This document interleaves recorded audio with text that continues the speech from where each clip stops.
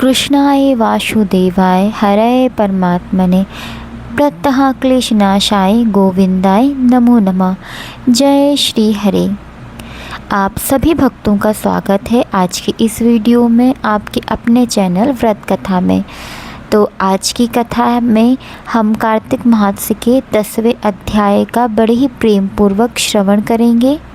प्रिय भक्तों, कार्तिक माहात्म्य और 10वां अध्याय श्री हरि से संबंधित कार्तिक मास में श्री हरि भगवान विष्णु का सबसे प्रिय महीना है। उन्हें प्रसन्न करने का सर्वोत्तम समय है। 10वां अध्याय अक्सर राजा पृथु और नारद जी के मध्य संवाद चल रहा है। श्री हरि के मत्स्य को विस्तार देता हुआ इस अध्याय में मुख्य रूप से जलंधर नामक दैत्य के जन्म की कथा आती है। कार्तिक माहात्म्य कथा अध्याय 10वां। राजा पृथु बोले, हे ऋषि श्रेष्ठ नारद जी, आपको प्रणाम है। कृपया आप यह बताने की कृपा कीजिए कि जब भगवान शंकर अपने मस्तक के तेज को क्षीर सागर में डाला तो उस समय क्या हुआ। नारद जी बोले, हे राजन, जब भगवान शंकर ने अपना वह तेज क्षीर सागर में डाल दिया तो उस समय वह शीघ्र ही बालक होकर सागर के संगम पर बैठकर संसार को भय देने वाला, रुद्र करने वाला, उसके रुदन से संपूर्ण जगत व्याकुल हो उठा। लोकपाल भी व्याकुल हो गए, चराचर जलमय हो गया। शंकर सुमन के रुदन से संपूर्ण ब्रह्मांड व्याकुल हो गया। यह देखकर सभी देवता और ऋषि मुनि व्याकुल होकर ब्रह्मा जी की शरण में गए और उन्हें प्रणाम कर उनकी स्तुति करने लगे। उन सभी ने ब्रह्मा जी से कहा कि हे पितामह, यह तीनों लोग बहुत ही विकट परिस्थिति उत्पन्न हो गई है। हे महायोगिन, इसको नष्ट कीजिए। देवताओं के मुख्य इस प्रकार सुनकर ब्रह्मा जी सत्यलोक से उतरकर उस बालक को देखने के लिए सागर तट पर आए। सागर ने ब्रह्मा जी को आता देखकर उन्हें प्रणाम किया और बालक को उठाकर उनकी गोद में दे दिया। आश्चर्यचकित होते हुए ब्रह्मा जी ने पूछा, हे सागर, यह बालक किसका है? शीघ्रता पूर्वक बताएं। सागर विनम्रता पूर्वक बोला, प्रभु, यह तो मुझे ज्ञात नहीं है, परंतु मैं इतना अवश्य जानता हूँ कि यह गंगा सागर के संगम पर प्रकट हुआ है। इसलिए हे जगत गुरु, आप इस बालक का जात कर्म आदि संस्कार करके इसका जातक फल बताइए। नारद जी राजा पृथु से बोले, सागर ब्रह्मा जी के गले में हाथ डालकर बार बार उनका आकर्षण कर रहा था। फिर तो उसने ब्रह्मा जी को गला इतनी जोर से पकड़ा कि उससे पीड़ित होकर ब्रह्मा जी की आंखों से अश्रु टपकने लगे। ब्रह्मा जी ने अपने दोनों हाथों को जोर लगाकर किसी प्रकार सागर से अपना गला छुड़वाया और सागर से कहा, हे सागर, सुनो, मैं तुम्हारे इस पुत्र का जातक फल कहता हूँ। मेरे नेत्रों से जो यह जल निकला है, इस कारण इसका नाम जलंधर होगा। उत्पन्न होते हुए यह तरुणावस्था को प्राप्त हो गया, इसलिए यह सब शास्त्रों का परमगामी, महापराक्रमी, महावीर, बलशाली, महायोद्धा, रण में विजय प्राप्त करने वाला होगा। यह बालक सभी दैत्यों का आधिपति होगा। यह किसी से भी पराजित न होने वाला तथा भगवान विष्णु को भी जीतने वाला होगा। भगवान शंकर को छोड़कर यह सबसे अवैध होगा। जहाँ से इसकी उत्पत्ति हुई है, यह वहीं जाएगा। इसकी पत्नी बड़ी पतिव्रता, सौभाग्यशालिनी, सर्वग सुंदरी, परम मनोहर, मधुर वाणी बोलने वाली तथा शीलवान होगी। सागर से इस प्रकार कहकर ब्रह्मा जी शुक्राचार्य को बुलवाया और उनके हाथों से बालक का राज्याभिषेक करवाकर स्वयं अंतर्ध्यान हो गए। बालक को देखकर सागर की प्रसन्नता की सीमा न रही। वह हर्षित मन से घर आया। फिर सागर से उस बालक का लालन पालन कर उसे पुष्ट किया। फिर कालनेमी नामक असुर को बुलाकर वृंदा नामक कन्या से विधि पूर्वक उसका विवाह करा दिया। उस विवाह से बहुत बड़ा उत्सव हुआ। श्री शुक्राचार्य के प्रभाव से पत्नी सहित जलंधर दैत्यों का राजा हो गया। इसी के साथ 10वां अध्याय यहाँ पे समाप्त होता है। प्रिय भक्तजनों, आपको ये अध्याय, ये कथा कैसी लगी? अगर आपको ये कथा अच्छी लगी हो तो वीडियो को लाइक, शेयर और चैनल को सब्सक्राइब करना बिल्कुल ना भूलें। अपनी वीडियो को आगे बढ़ाते हुए कार्तिक मास की बड़ी ही प्यारी कथा को प्रेमपूर्वक श्रवण करेंगे। प्रिय भक्तों, कार्तिक मास में हम लपसी तपसी की कहानी का श्रवण करेंगे। एक लपसी था, एक तपसी था। तपसी तो भगवान की तपस्या करता। लपसी रोजाना 1.25 सेर का हलवा बनाकर भगवान को भोग लगाकर टाली हिलाकर जीम लेता। एक दिन दोनों में झगड़ा हो गया। लपसी बोला मैं बड़ा, तपसी बोला मैं बड़ा, क्योंकि मैं भगवान की तपस्या करता हूँ। नारद जी बोले कि तुम्हारा फैसला मैं करूँगा। दूसरे दिन तपसी नहाकर आने लगा तो नारद जी ने 1.25 करोड़ की मुद्रा तपसी के आगे गिरा दी। उसने आँख खोलकर देखा तो मुद्रा पड़ी है। उसने उठाकर पैर के नीचे दबा लिया और तपस्या करने लगा। उधर लपसी ने 1.25 सेर का हलवा बनाकर भगवान के भोग लगाया, टाली हिलाकर जीम लिया। इतने में नारद जी आए और दोनों को अपने पास बिठाया। दोनों पूछने लगे कि कौन बड़ा है। नारद जी ने तपसी से कहा कि अपना पाँव हटा। पाँव हटाते ही मुद्रा निकली। तब नारद जी बोले कि मुद्रा चुराने से तेरी तपस्या भंग हो गई, इसलिए लपसी बड़ा है।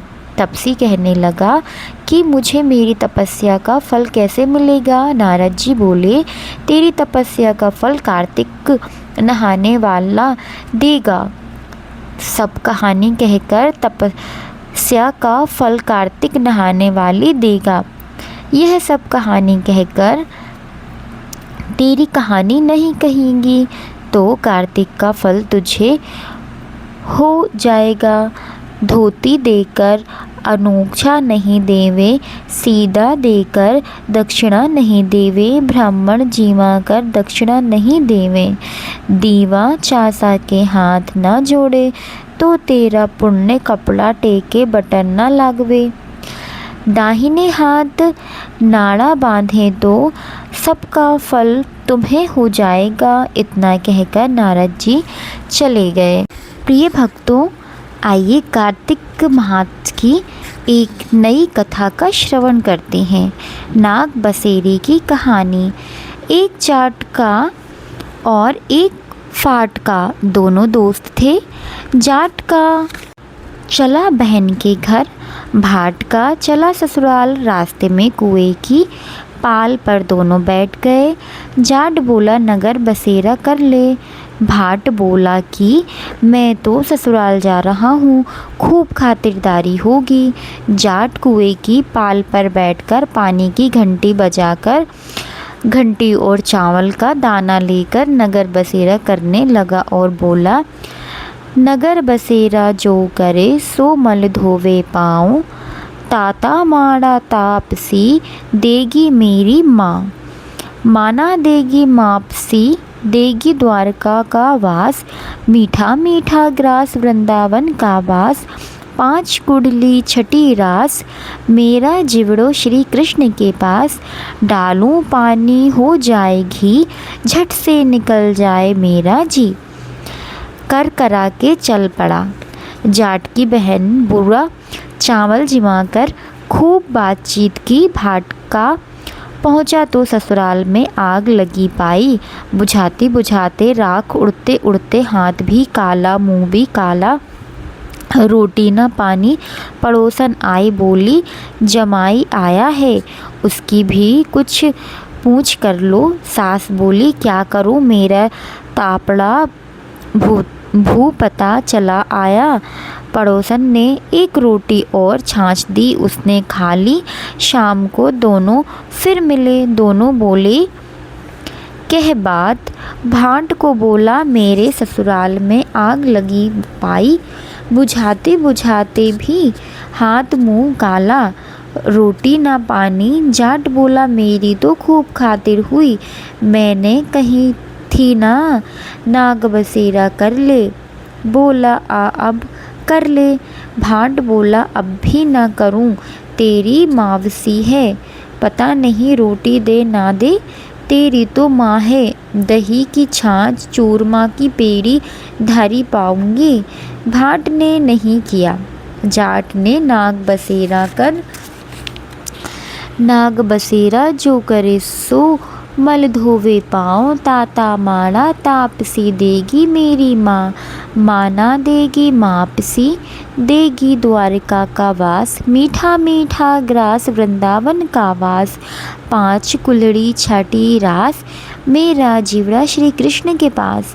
डालूं पानी हो जाए घी, झट से निकल जाए मेरा जी, करके चला पड़ा।